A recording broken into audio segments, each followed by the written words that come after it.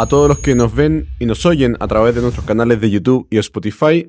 En este espacio de conversación Conexión Tabancura, les damos la más cordial bienvenida. En un mundo de alta complejidad para la tarea de educar, que algunos califican de crisis o de emergencia, queremos seguir profundizando para tener luces más claras en este apasionante desafío que es la educación, sobre todo en la etapa escolar. Hoy día tenemos el gusto de estar con don Lucas Buck, quien se encuentra de visita a nuestro país y que gentilmente nos ha hecho un espacio para conversar con nosotros sobre algunos de los temas que ha desarrollado en sus escritos que se relacionan en su mayoría con la educación, la formación de la juventud, así como la importancia de recuperar la esperanza cristiana en un mundo marcado por la secularización en el que ésta pareciera ser un bien escaso. Me acompaña hoy Jorge Pardo, que está a cargo del ciclo de bachillerato, del alumno más grande, y que también está orientado también quizás a esos alumnos, ¿no? Ojalá lo puedan oír, tercero o cuarto medio. Y presento a Lucas. Él nació, Lucas Buck Rodríguez. Me imagino que Buck es catalán. Sí, Rodríguez suena más castellano. Nació en Barcelona en 1983. Estudió filosofía en la Universidad de Barcelona. Más tarde en Roma. Obtuvo la licenciatura y doctorado en teología en la Pontificia Universidad de la Santa Cruz. Fue ordenado sacerdote en 2011. Ha sido capellán de colegios en España. Fue profesor de la Pontificia Universidad de la Santa Cruz en Roma y actualmente forma parte del cuerpo de profesores de la Facultad de Teología de la Universidad de Navarra, dedicándose principalmente a la teología dogmática y a la teología fundamental. Su línea investigativa aborda áreas como la antropología cristiana, la neumatología y pensamiento actual. Entre sus obras destacan libros como ¿Por qué sonríe siempre?, 2014, una edición original, Guía para casarse por la Iglesia, 2017, y Tiempo de Esperanza, Horizontes que se abren ante una crisis actual, 2021. Bien, voy con la primera pregunta. En tiempos de esperanza, horizontes que se abren ante una crisis actual, usted comienza afirmando que la experiencia del fracaso y la conciencia de la propia incapacidad, ligadas a menudo a la competitividad que impregna el mundo en que vivimos, llevan a muchas personas por un camino que desemboca en el desánimo, el desaliento y, en último término, la desesperanza. ¿Qué tan actual es esta? Pues me parece que es actualísimo, digamos. El libro se escribió hace ya unos años. Yo estaba en Madrid y se empezó a pensar como un texto orientado a la formación permanente de sacerdotes. Luego, pues el editor me pidió si podía tomar esos textos y ampliar un poco la mirada, ampliar un poco el horizonte, el marco, el público, y así lo hice. Pero precisamente he estado hace unas pocas semanas leyendo un libro que ha escrito una socióloga americana, Jean Twenge, que es una mujer que lleva varias décadas ya estudiando tendencias en los jóvenes. Estudió un libro sobre la Mid Generation, después la I Generation, y ahora ha publicado un libro que se llama Generations, donde ya describe las 6 generaciones que conviven ahora mismo en Estados Unidos. Y ella pone como uno de los rasgos de la generación más joven actual, bueno, no la más joven, pero los que se conocen como postmillennial, o sea, nacidos a partir del año 94 y que por lo tanto han crecido ya con un smartphone en las manos. Uno de los rasgos más propios es justamente el pesimismo, ¿no? La desesperanza, como un rasgo ambiental. Es decir, no como algo querido, buscado, sino como el ambiente en que han crecido, ¿no? Por lo tanto, me parece que esa idea de que es preciso recordar el mensaje de esperanza propio de la fe cristiana, me parece que no solo no ha perdido actualidad, sino que Más actual que nunca. la ganó, eso es. Como el gran tema. Y respecto a este mismo punto, una de las características que usted destaca es la de la sociedad del rendimiento, concepto que entiendo acuñado por, siempre se me olvida bien el nombre, filósofo Byung-Chul Han. Sí. Creo que la sociedad del cansancio se llama ese libro, ¿no? Eso es. Bueno, una sociedad, ¿qué sería la sociedad del rendimiento? Una sociedad en la que el ser humano se convierte en una máquina de rendimiento, cuyo objetivo consiste en el funcionamiento sin alteraciones y en la maximización del rendimiento, y se observa, entre otras cosas, por ejemplo, en que el cuerpo debe ser perfecto, o hablando del mundo escolar, en la forma en que los estudiantes se ven sometidos a presiones de parte de sus padres para ser los primeros, dominar varios idiomas, a ganar todas las competencias, etcétera. Al respecto, bueno, ¿qué podemos decir a los papás, a los padres y a los alumnos que presionados por esta tendencia se enfrentan a la tentación del rendimiento por el rendimiento? Sí, a mí me gustó mucho ese librito de Byung-Chul Han, que como todos sus libros tiene pues 100 páginas, además páginas pequeñas, son reflexiones como... Y letras grandes. Sí, letra grande, efectivamente, es un libro como muy fácil de leer, pero describe un rasgo, clac, del mundo actual, ¿no? Que es la idea de que uno se autoobliga, ¿no?, a rendir al máximo. Digamos que uno se convierte si antes se entendía la sociedad como unos que mandan y otros que obedecen, ¿no?, unos que tienen la autoridad y otros son los que obedecen las normas dictadas por la autoridad, ahora mismo todos se convierten en gente que manda sobre sí mismo y se exige siempre lo máximo, ¿no?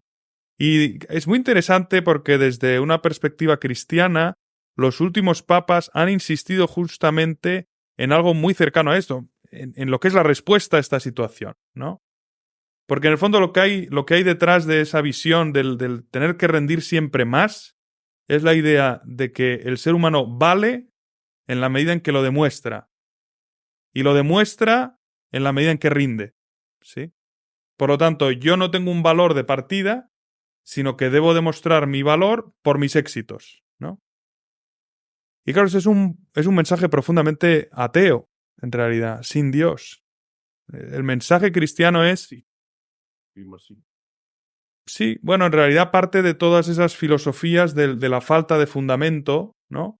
Donde el ser humano se encuentra en la tierra, pero por casualidad, digamos, ¿no? Con esa idea un poco de que estamos acá por casualidad. Entonces tienes que demostrar que vales, porque si no, pues serás descartado, ¿no? Sales de la carrera, digamos. Es una especie de triunfo y luego existo. Eso es. Y en cambio el mensaje cristiano es: tú estás en este mundo porque alguien infinitamente sabio ha creído que valía la pena que tú estuvieras aquí. Tú estás en este mundo porque Dios te ha querido en este mundo, porque Dios considera en su sabiduría que tú estás mejorando el mundo. Claro, el punto de partida no tiene nada que ver. El del que piensa que está aquí por casualidad y tiene que demostrar lo que vale, y el del que piensa que está aquí porque vale y tiene algo grande que hacer. Sí. Entonces pienso que ese diagnóstico de Byung-Chul Han enlaza muy bien con esa respuesta que están dando, que dio Benedicto XVI, que dio también Juan Pablo II, y que es un mensaje constante del Papa Francisco, sobre todo a los jóvenes.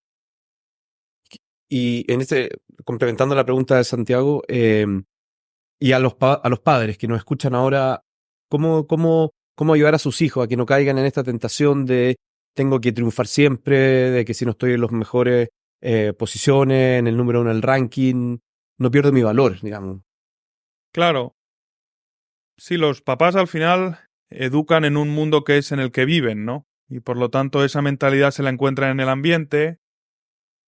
Y por otra parte, un papá da por hecho que quiere a sus hijos, ¿no? Lo da por hecho. Y sin embargo creo que es muy importante recordarles, como necesitamos recordárnoslo nosotros en nuestras relaciones humanas, que ayuda mucho, que los muchachos necesitan que les expliciten el cariño. Que les digan: oye, te quiero, oye, para mí vales mucho más que lo que logres. Aunque por otra parte quiera lo mejor para ti, aunque piense que lo mejor es que tú puedes dar más, que tú eres... De acuerdo, pero el punto de partida tiene que ser lo mucho que tú vales, lo mucho que creemos en ti, pase lo que pase, ¿no? Consigas lo que consigas, fracases lo que fracases, tú para nosotros vales infinito. Eso que quizá en otras épocas se daba por supuesto y no se explicitaba, pienso que en el momento actual es muy bueno explicitarlo, porque los muchachos muchas veces no lo tienen, ni en el ambiente familiar, ni en la calle, ni sobre todo ni en el panorama de las redes sociales, no están continuamente teniendo que demostrar. Entonces, disponer de un ambiente donde te quieren por quien eres, eso es el fundamento desde el que pueden crecer, desde el que pueden construir una vida. Usted mencionó el tema del fracaso. ¿Qué papel juega el fracaso en esta realidad, digamos? No sé, nosotros vemos a nuestros alumnos muchas veces presionados por, lo dije hace un rato atrás, un exitismo. Tengo un buen resultado en una prueba de selección universitaria, la PAES, ¿cómo transmitirle a la familia, cómo transmitirle a nuestros estudiantes, a nuestros alumnos, que el fracaso también tiene un papel, digamos, no sé. Bueno, yo creo que eso se transmite en la vida misma. O sea, no es una cuestión que se transmita con la teoría, ¿no? Dando una sesión de fracaso o Fracasología. fracasología, ¿no? O dando una sesión de resiliencia, que tal vez también hay que darla. Pero eso sobre todo se transmite con la vida misma, con el ambiente, ¿no? Lo que más forma, eso lo han dicho muchos autores, lo que más forma es el ambiente. Es el ambiente. En una familia lo que más forma es el ambiente. En una escuela lo que más forma es el ambiente. En una universidad lo que más forma es el ambiente. Cada vez más las empresas cuidan el ambiente de trabajo, el ambiente de trabajo en común, y eso vale muy especialmente para la escuela, ¿no? Donde están madurando las personalidades. Y por tanto eso es una mentalidad que se transmite en el ambiente de la escuela. ¿Cómo se afronta la realidad del fracaso en la escuela? ¿Qué valor se le da? ¿Cómo se ayuda a elaborar esos fracasos, a aprender de esos fracasos, a integrar esos fracasos y a desde luego tomar conciencia de que eso forma parte de la vida? Forma parte de la vida. Y yo imagino que también esto no significa que no hay que tener expectativas altas sobre las personas. Hay que mantener grandes expectativas, ¿no? Porque si no, uno dice, ya, da lo mismo que lo hagáis bien. No da lo mismo, hay que tratar de hacer las cosas bien. Sí. Y tener expectativas altas, porque también en una educación tú dices, un alumno rinde bien o también está bien en la medida que tú crees en él, ¿no? Y eso es tener expectativas altas. Eso es. Porque para no confundirse, yo que ya, para que no fracase, entonces no importa que no lo hagas bien, no importa. Sí. ¿Cómo lograr ese equilibrio, esa pequeña, pues sutil, una pequeña... Sí. Hay un teólogo muy importante del siglo XX, Jean Daniel Hu, que decía que de acuerdo que el cristianismo es la religión de la cruz y por lo tanto la vida cristiana pasa por la cruz y en términos de lo que veníamos hablando pasa por el fracaso, pero tampoco sería correcto caer en una mística del fracaso, ¿no? Es decir, vamos a buscar fracasar porque así no se sabe qué, ¿no? No, pero el punto es que yo no te exijo de tal manera que si tú no alcanzas no vales, ¿no? Sino yo creo en ti, creo que tú puedes eso. Te quiero por encima de lo que logres o no logres, pero viéndote, conociéndote, veo esos talentos en ti, ¿sí? Ese es el punto de partida. Y desde luego no, pienso que lo que hace mucho daño es como ese, no sé si llamarlo chantaje, ¿no? O que esa dinámica que se pueda crear de decir, te quiero, te apoyo, estoy cerca, con tal de que tú llegues a esto. Pero, ¿no? pero. Eso es lo que ciega en el fondo el suelo a los muchachos, ¿no? Ellos necesitan estar sostenidos por un amor incondicional, que en el fondo es el amor de Dios, ¿no? Desde una perspectiva cristiana. Y desde ahí reconocer que Dios no solo te quiere por encima de todo y a pesar de todo, sino que Dios cuenta contigo. Que Dios cree que contigo el mundo mejora. ¿Sí? Pero es esa lógica que tiene esa base. No es la lógica del demuéstrame que vales y si no, no me sirves. Sí, no sé si me he explicado. Quizá acotar, yo que trabajo con tercero y cuarto medio, que tengo la idea de que de repente transmitir esto con los niños más chicos es más fácil. Pero con los más grandes, incluso con los universitarios, como que uno ya confía en que son capaces, de que pueden por sí mismos, pero yo creo que es muy importante que estar siempre, sobre todo en esas circunstancias. Y repetirlo. Claro. Y repetirlo y demostrarlo, que los niños sepan, que nuestros alumnos sepan que pueden volver a la casa, como el libro, no sé, de un Tomás Elvira o alguien, el lugar al que siempre se vuelve. Claro, o Rafael Elvira, no recuerdo bien. Pero claro, que sepan que en la casa pueden volver siendo viejos ya, teniendo estando las puertas abiertas. Sí. Y luego, y esa experiencia que decías también, Santiago, tan propia del maestro, que el maestro al confiar en los alumnos está reforzando a los alumnos, ¿no? Es decir, que cuando el maestro cree en sus muchachos, los muchachos se crecen, ¿no? Y que lo tipo de los buenos profesores, que suelen ser exigentes. Y comprensivos, pero exigentes siempre. Claro. Que un verdadero ejercicio de la autoridad, hacer crecer, digamos, sacar lo mejor. Don Lucas, yo quería llevarlo por otro, dentro del mismo ámbito, pero una variante. José María Torralba, quizá usted lo ubica. Sí. Un artículo en Navarra, sí, ¿no? Somos colegas. Sí. En un artículo titulado El cristianismo burgués, afirma que existe el riesgo de que los cristianos caigamos en un tipo de aburguesamiento, entendido como la manifestación de una concepción individualista de la religión, en la que, entre otras cosas, la vida espiritual tiende a reducirse al cumplimiento personal de normas morales y de una serie de prácticas de piedad, pero limitada al espacio privado, buscando la comodidad y la seguridad. ¿Cree usted que que es una tentación permanente, muy, muy cierta por lo demás, puede entenderse también como una manifestación de esa sociedad del rendimiento? ¿Hay una vinculación? Pues ¿Qué pregunta, don Jorge Pardo? sí. La pensamos. No, tendría que pensarlo, sí. O sea, para mí ese cristianismo burgués tiene que ver con un cristianismo mundano, ¿no? Y con eso que se ha llamado también un cristianismo de wellness, ¿no? De bienestar, donde la religión, que es por otra parte como se entiende la religión en el mundo actual, porque si uno va a una librería grande, en muchas capitales del mundo, los libros de religión están en salud y bienestar. Ya no hay una sección de religión. Está en salud, bienestar y ahí metemos la religión, ¿no? Y entonces la religión se puede convertir o puede derivar fácilmente en algo que me ayuda a mí a estar bien, ¿sí? Con un añadido que desde el punto cristiano es una gran pérdida, que es esa visión individualista también de la religión. La religión es que yo esté bien y en todo caso mi relación con Dios, mis necesidades, mis demás, ¿no? Y en cambio el cristianismo tiene una doble dimensión. Por una parte, horizontal, comunional, es decir, es un nosotros. El cristiano entra en un nosotros. Ser cristiano es ser iglesia. Ser cristiano es ser hermano. Es una comunión horizontal y también vertical, porque ser cristiano es ser hijo de Dios. Ser hijo de Dios, ser amigo de Jesucristo, ser hermano de Jesucristo y en Jesucristo hermano de todos los cristianos. Esa dimensión comunional en muchos lugares se pierde, porque vivimos en un ambiente, es otro de los rasgos que subraya esta socióloga que decía antes, estamos viviendo un individualismo inédito en la historia, porque tenemos una tecnología que nos lo permite. ¿Sí? Entonces, también el cristianismo puede caer en esa deriva individualista. Este es un punto. Y el segundo punto es que el cristianismo tiene esa tensión, el cristiano tiene esa tensión hacia la misión. Hacia la misión, eso que recordamos cada año en la fiesta de la Ascensión, cuando el Señor dice, vayan al mundo entero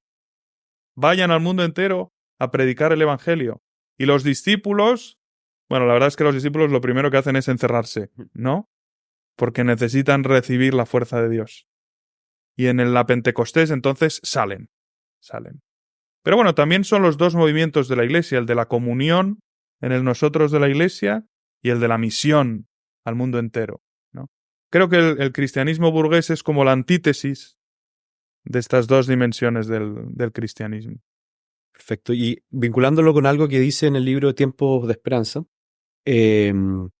citando al Papa Francisco, habla de cómo era un cristianismo autorreferencial, prometeico, que uno se construye a sí mismo. Puede haber una vinculación entre pensar que mi salvación, de cierta manera, va de la mano con cumplir una serie Claro. de ritos y sacarle, digamos, la esencia, digamos, a lo que significa. Sí, lo ser que él cristiano. le llama neopelagianismo autorreferencial y prometeico, ¿no? Que luego es algo que él lo puso en aquel primer documento, Evangelii Gaudium, y luego lo desarrolló en algunos otros. Eso tiene más que ver con la idea de que la salvación es obra mía, ¿sí? Es decir, como esa idea que quedaría como de que el buen cristiano es el que lucha y alcanza el vivir cristianamente, ¿no? Que es un riesgo que viene desde los primeros siglos y que viene de una persona que era muy buena y que tenía la mejor intención, que era Pelagio. A Pelagio le hervía la sangre porque era cristiano, vivía en Roma y veía a todos los cristianos a su alrededor acomodados, sin ninguna tensión ni misionera ni de nada, acostumbrados a sus propias fragilidades, acostumbrados al pecado, y él dice, no, esto no puede ser, hay que dar una nueva vitalidad a este asunto, ¿no? Pero lo hace de tal manera que entonces en el fondo Dios no tiene ningún papel, ¿no? En el fondo es que nos empeñemos. Si uno se empeña, lo alcanza, ¿no? Si uno lo empeña, lo alcanza. Si uno se empeña en la virtud, lo alcanza, ¿no? Y San Agustín le dice, bueno, ¿y entonces Cristo para qué murió en la cruz? Si uno se empeña y lo alcanza, entonces no hacía falta la cruz. Bastaba que nos bajara y nos jaleara un poquito, nos dijera, venga, venga, venga, venga, porque si se empeñan lo alcanzan. Y justamente el mensaje cristiano es que tenemos una ruptura original que nos impide eso. Lo cual no quiere decir, que es el otro extremo del que hablaba antes Santiago, que uno tenga que decir, bueno, ya Dios lo hace, yo no tengo que hacer nada, ¿no? Hay un punto, estos días acá en Chile me regalaron un libro que acaba de publicar un profesor, un ordinario, catedrático, no sé cómo se llaman aquí, de filosofía de la Universidad de los Andes, Profesor. que es don Jorge Peña, Sí. que habla de la conjunción. Sí. ¿No? No recuerdo exactamente el título, pero es como una antropología en torno a la conjunción. Y. El I, efectivamente. Naturaleza y cultura, Eso es. espíritu y carne o Eso cuerpo. Eso es. Y en el fondo, esa es una idea muy cristiana y muy católica. Es decir, que no es una cosa o la otra, sino una cosa y la otra. Libertad y gracia. Eso es. Libertad y gracia. Por tanto, amor de Dios y empeño personal. No, Dios y yo. Eso es. Sí, sí.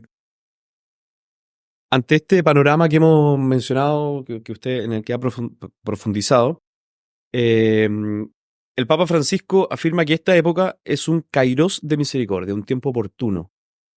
Primera pregunta, ¿qué quiere decir con esto? ¿Cómo podemos ponerlo en palabras sencillas, quizás para los que no nos ubican? Los que no hablamos griego, dice. Los que no hablamos griego, claro. Y segundo, esto me imagino que quiere decir que los católicos tenemos un papel importante. Sí. Entonces, ¿qué significa y en qué consistiría este papel? Sí, kairos es una de las dos palabras que tenían los griegos para referirse al tiempo. Una manera de referirse al tiempo, digamos que era el cronos, que es el tiempo, la sucesión de instantes, uno detrás de otro, es el tiempo que pasa, todo igual. El kairos tiene que ver con ese tiempo que es el momento ideal para algo, ¿no? Por ejemplo, ¿cuál es el momento ideal para la siembra? ¿Cuál es el momento ideal donde la tierra está en su mejor momento para sembrar? ¿No? Si yo me pongo a sembrar sin tener en cuenta el momento ideal para sembrar, lo más probable es que no salga nada, ¿no? Si yo me pongo a sembrar cuando acaba de helar, pues estoy tirando semillas, ¿no? En cambio, hay un momento al año que es el momento de la siembra, el kairos, ¿sí?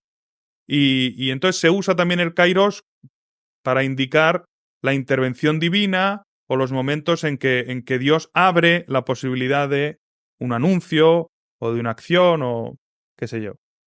Y bueno, en ese sentido los educadores o los papás son conscientes, ¿no? ¿Cuál es el momento ideal para que el muchacho empiece a leer o el momento ideal para que el muchacho empiece a, no sé, jugar al ajedrez o lo que sea? Hay unas edades en que sí, hay unas edades en que no. O venirse solo al colegio. Venirse solo, efectivamente. Hay kairos. Y el Papa dice que el momento actual es un kairos de la misericordia porque es un momento en que el mensaje de la misericordia puede dar sus mejores frutos, ¿no? O unos frutos espléndidos. Porque el mundo está sediento de misericordia. Porque en ese contexto exitista, como decía usted antes, de rendimiento y de esa idea evolucionista de que tú no vales nada mientras no lo demuestres con tu fuerza y con tu éxito, en ese contexto el corazón del hombre está sediento de que alguien le recuerde la verdad. Y la verdad es que él ha sido querido desde un inicio, ha sido amado, y como decía el Papa Benedicto, es fruto de un pensamiento de Dios, ¿no? Ese es un mensaje que el corazón humano necesita, lo necesita siempre, pero especialmente en un momento en que el mundo lo ha olvidado del todo. Durante estos días, una de las charlas que usted ha ofrecido a diversos grupos de estudiantes lleva por título 3 propuestas del Papa Francisco para los jóvenes. ¿Qué tiene que decir el Papa a los jóvenes? Es la pregunta que yo hago. ¿Podría sintetizarnos alguna de estas ideas de esa charla? Sí, son las ideas que en el fondo han vertebrado sus mensajes a los jóvenes en las distintas jornadas mundiales de la juventud, en los distintos encuentros, de modo muy especial en la Christus Vivit, que es ese texto precioso que dedica a los jóvenes. Bueno, y los 3 mensajes en el fondo han ido saliendo aquí ya, porque uno es la invitación a encontrar a Jesucristo y encontrar en Jesucristo a alguien que te ama, que te amó primero, como le gusta decir a él, que te primerea. que es muy bonito porque es su propia experiencia de Dios. Su conversión tiene que ver con el descubrimiento de que Dios le amaba primero.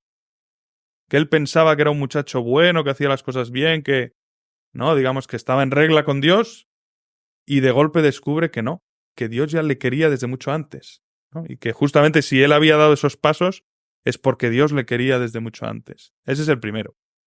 El segundo, que es constante también en el magisterio del Papa, es que los jóvenes sueñen. Que los jóvenes sueñen. Lo más propio de un corazón joven es soñar. Soñar que el mundo contigo puede ser distinto. Soñar que Dios cuenta contigo para mejorar este mundo. Que sueñen, porque al soñar el joven despliega todo su potencial, ¿no? Ustedes que se dedican a la educación lo saben mejor que yo. El potencial, la fuerza, la energía que hay en un corazón joven, ¿no? Es como un núcleo atómico de esos, ¿no? Que explota y de golpe de un pedacito mínimo sale una cantidad de energía inopinada, ¿no? Y el tercer mensaje, la tercera propuesta del Papa a los jóvenes es que se levanten siempre. Que se levanten siempre. Yo pensé decir, se levantan temprano.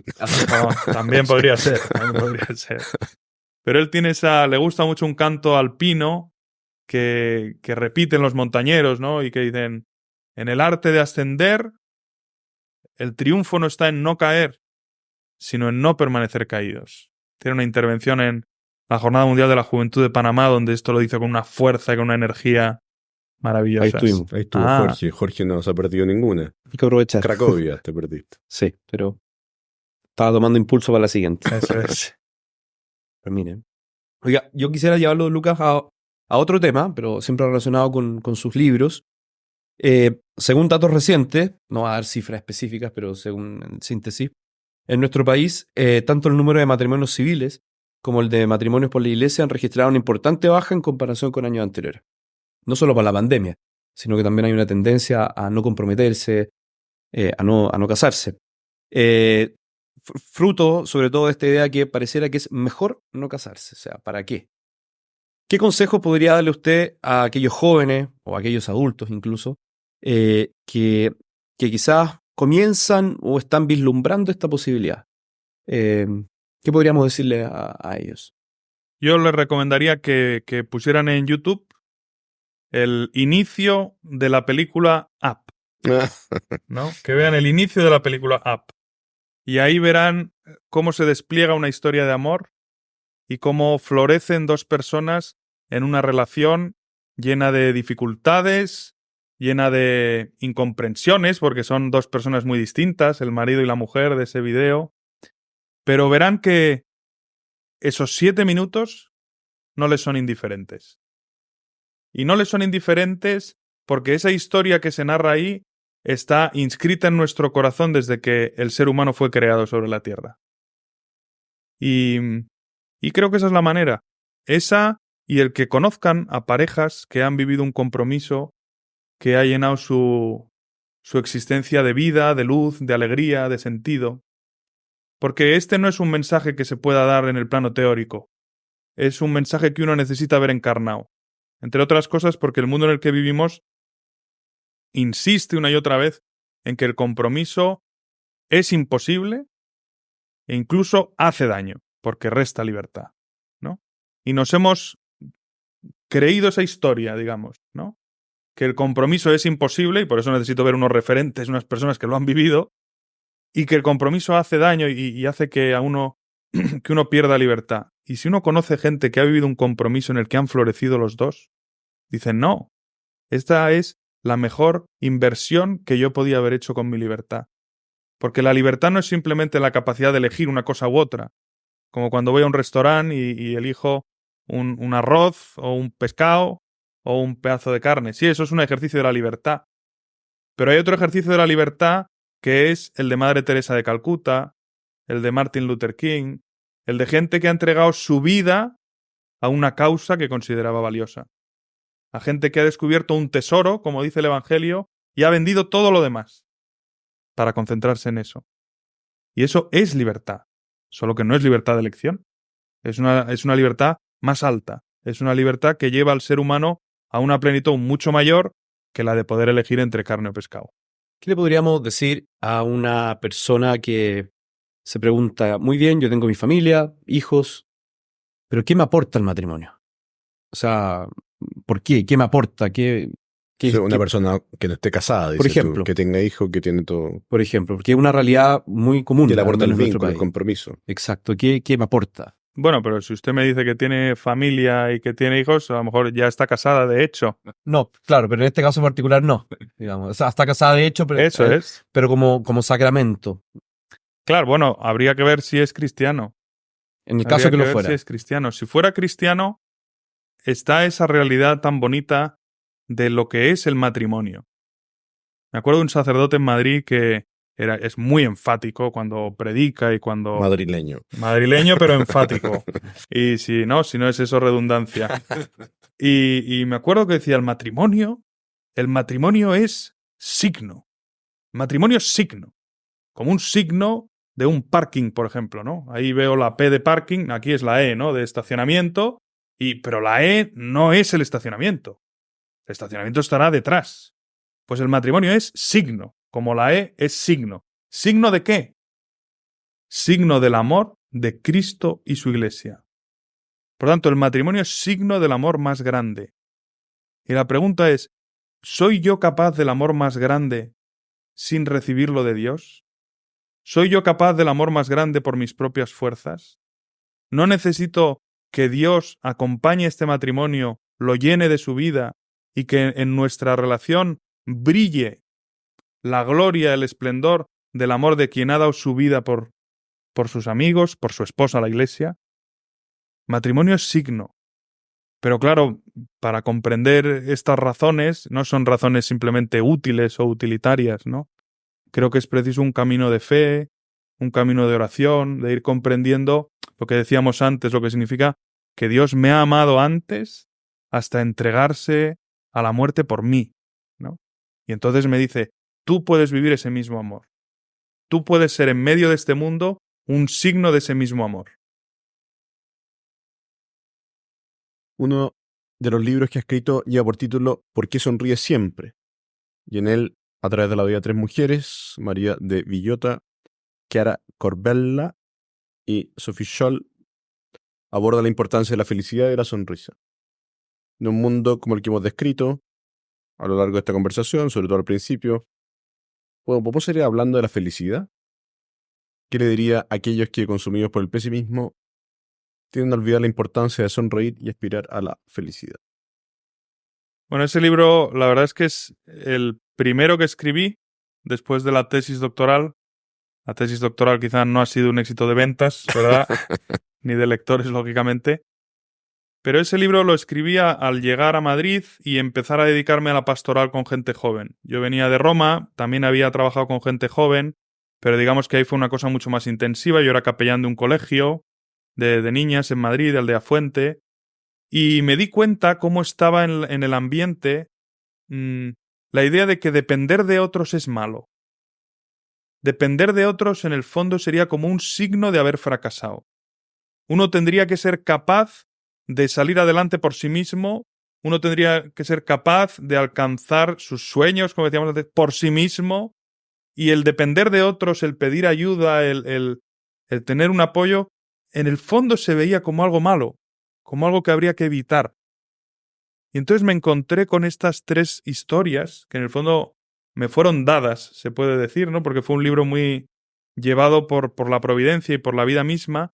Eran tres vidas en que brillaba un modelo distinto.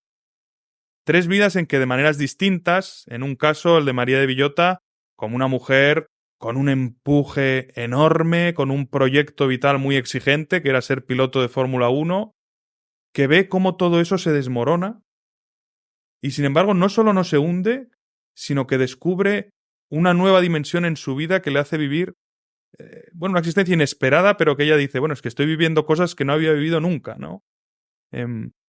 Chiara Corbella es un perfil muy distinto, es una mamá que tiene una niña con una enfermedad que ya le dicen que no va a poder tener vida porque crece sin encéfalo, tiene una enfermedad que es la anencefalia y bueno, poco a poco van haciendo un camino con su marido de seguir adelante y cuando da a luz y la niñita vive 30 minutos escasos, pues luego tienen un funeral de luz y ponen un cartel en la puerta donde dice: lo importante en la vida no es hacer cosas, sino nacer y dejarse querer. Y es un camino que ella misma ha tenido que aprender, porque ella no era precisamente así. Era una mujer también muy enérgica y muy... Bueno, y no cuento el resto de la historia porque si no hago el spoiler. Y para que lean el libro.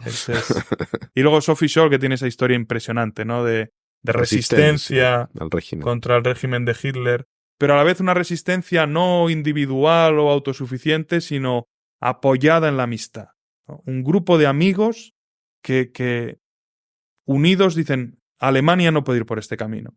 Hemos de despertar a nuestros compatriotas para cambiar el rumbo de la nación, ¿no? Y saben que se están jugando la vida. Claro, eran 3 vidas de personas profundamente dependientes que tocan la dependencia de primera mano y sin embargo encuentran una alegría que ya nadie les puede quitar, ¿no? ¿Y por qué? Pues porque han encontrado que es lo más importante de la vida, que es ser amado y poder amar. Y volvemos con esto un poco al principio, ¿no? La comunión y ese doble movimiento de ser amado, pero para amar. No ser amado para quedarme yo en mí mismo, sino ser amado para amar. Ser amado para poder florecer, para poder dar vida, para poder hacer de este mundo un poco mejor. Entonces fueron 3 historias que realmente me tocaron mucho, como digo, me las encontré. Y me pareció que era un mensaje muy relevante. Está bueno. Si tú, Jorge, tienes... Me queda una pregunta, pero a lo mejor tienes... No, era en este mismo sentido. Una de las grandes crisis que vi, yo creo que en España también, leí algunas cosas, pero en nuestro país también tiene que ver un poco precisamente con esta falta de alegría y que se traduce muchas veces en crisis de salud mental, depresión. En pocas palabras, digamos, yo sé que no se necesita ser un especialista para poder tratar a una persona de este estilo, de este tipo, pero ¿qué podemos hacer? ¿Qué puede hacer un estudiante, un alumno, cuando tiene un compañero que está en una situación más triste, más apagado, desesperanzado? ¿Qué podemos hacer? ¿Cómo podemos...? Pues lo primero es creer en él, tener esperanza en nosotros mismos. El otro día en el Congreso sobre Enseñanza de la Religión que participaba Klaus Droste y que se podrá consultar el video en internet y se titulaba su ponencia Los niños, los jóvenes, la esperanza, ¿no? Y decía: los jóvenes son la esperanza y ahora están desesperanzados. Pero nosotros, que deberíamos justamente transmitirles la esperanza, ver en ellos la esperanza, nos hemos desesperado también, nos hemos desesperanzado también. Lo primero que necesitamos es ganar nosotros en esperanza para transmitirla. Si yo no creo en ese muchacho, si en el fondo creo que es un caso perdido, pues no le estoy dando el apoyo que él puede necesitar. En cambio, como decíamos antes, si yo le transmito una mirada de seguridad, de confianza, de afirmación, de transmitirle al muchacho, insisto, no de palabra, también de palabra, pero sobre todo con lo que no le digo, con cómo me dirijo a él, con cómo le miro, con cómo le hablo. Le estoy diciendo: para mí es importante que tú estés aquí. Creo que tú tienes algo bueno que hacer. Con eso le estamos transmitiendo esperanza, pero porque la tenemos nosotros. Eso no es algo que se pueda fingir, ¿no? Pero en ese tipo de relaciones es donde los jóvenes pueden recobrar la esperanza, o más que recobrarla, pueden llenarse de la esperanza que quizá no está en el ambiente. Porque eso también me parece muy importante. No es que ellos sean desesperados o no es que ellos hayan elegido ese modo de vivir. Es que es el ambiente en el que han crecido. Es el ambiente que les hemos dado. Entonces creo que eso hay que revertirlo de algún modo, ¿no? El Papa Francisco dedica 5 números en la Christus Vivit, del 216 al 220, a hablar de la necesidad que tiene la Iglesia de crear ambientes de pertenencia. Ambientes en que los muchachos se sientan queridos, se sientan importantes y se sientan protagonistas, ¿no? Es decir, sientan que pueden hacer de este mundo un lugar mejor, ¿no? Porque hay gente ahí, que son los que están creando ese ambiente, que creen también en ello. Fíjate que me queda estaba pensando y pienso en tantos padres de familia que ponen su mejor esfuerzo en educar bien a sus hijos, educarlos cristianamente.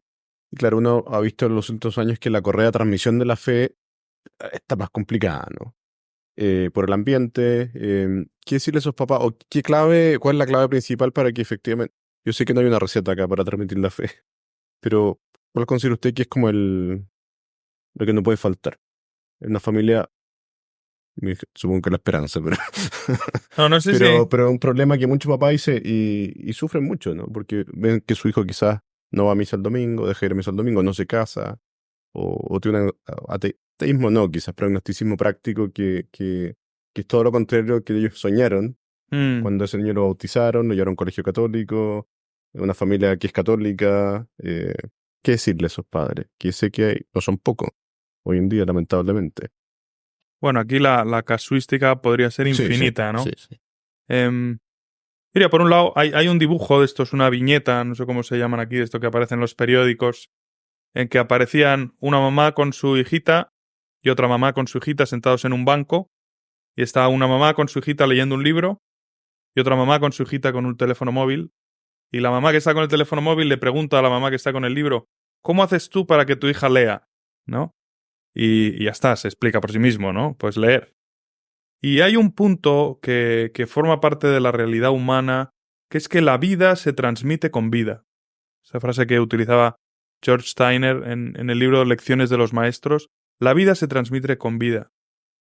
Igual que en una escuela, un profesor apasionado transmite pasión por su materia, aunque sea la más aburrida de todas. No voy a dar nombres, pero en fin, ¿no? Aunque fuera la más aburrida de todas, un profesor apasionado transmite pasión. Entonces el cristianismo es una vida que se transmite con la vida, ¿no? Eso por una parte, y por lo tanto, lo primero es ver cómo estamos viviendo la fe, si nos hemos dejado contaminar un poquito por ese neopelagianismo del que decíamos antes, por el exitismo, o nos hemos dejado contaminar un poco por ese individualismo que a veces no da importancia a los momentos de comunión con otras familias, con otros cristianos, o si hemos perdido la dimensión misionera en nuestra familia y vivimos un cristianismo más hacia adentro, hacia nosotros, que estemos bien en la familia, y hemos perdido esa dimensión de llevar a Cristo a otros lugares, a otras familias, a personas quizá más desfavorecidas, a dar una ayuda en un lugar pues más vulnerable, o a dar una ayuda en un lugar pues con enfermos, con personas que están solas. Todo eso es vida cristiana que transmite vida, justamente porque nace de la relación con Dios y tiene que ver con la presencia del Espíritu Santo en el corazón de esos papás, ¿no? Pero claro, también me podrías decir, bueno, pero es que también hay casos en que eso se da y se rompe la transmisión, ¿no? Claro. Y ahí la otra clave me parece que es la paciencia, ¿no? La paciencia.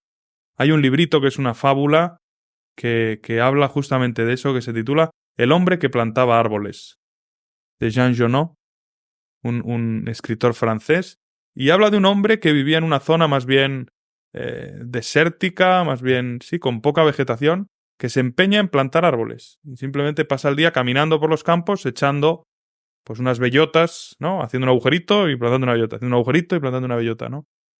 Bueno, no voy a decir cómo sigue el libro, pero creo que una clave en la vida humana es la paciencia. A veces los papás están plantando una semilla, pero no saben cuándo va a fructificar, no saben cuándo va a dar fruto. En eso tenemos ejemplos en la historia de la Iglesia que son preciosos, ¿no? Santa Mónica. Santa Mónica no se puede decir que fuera una mala madre, ¿no? No se puede decir que fuera una cristiana burguesada, ¿no? Tenía sus problemas, y San Agustín nos cuenta los problemas de Santa Mónica. Resistentes. Sí, pero tenía también sus fragilidades y demás. Pero bueno, es una mujer que siembra, que no se cansa de rezar, que acompaña, y el hijo finalmente da fruto, pero a su tiempo, a su tiempo. Entonces a muchos papás pues hay que animarles a pedirle al Señor que les llene de esperanza y de paciencia. Y de paciencia, la misma que tuvieron cuando el niño nació, ¿no? La misma que tuvieron desde que el niño nació hasta que empezó a caminar, desde que el niño nació hasta que fue capaz de llevar un coche, ¿no? Un auto. Pues hace falta mucha paciencia porque hacen falta muchos años. Pues con la fe es lo mismo. Están sembrando y creo que eso también es importante Lo decíamos el otro día a los profesores de religión. Las herramientas que dan los padres cuando transmiten la fe son herramientas que en muchos casos los jóvenes utilizarán dentro de 20 años, dentro de 30 años. No importa, siémbrenlas. Pongan esos fundamentos y dejen en manos de Dios el kairós, el momento en que eso florecerá. Ustedes tienen el kairós de la siembra, que es los años en que están educando a sus hijos. Y hay otro kairós, que es el kairós del florecimiento. El de ustedes es el de la siembra. El florecimiento está en manos de Dios. Bueno, Klaus Drosdy, con esto cerramos también, una de las cosas que más insistió o recomendó el tema de la paciencia. Y recordó esto que decía Benedicto XVI, el mundo se construye por la paciencia de Dios y se destruye por la impaciencia de los hombres. Creo que mensajes coincidentes, convergentes. Así que le agradecemos, don Lucas, por su tiempo, por su palabra, ideas, consejos. Así que muy bien, pues. Muchas gracias a ustedes por invitarme y por darme esta ocasión de hablar con ustedes.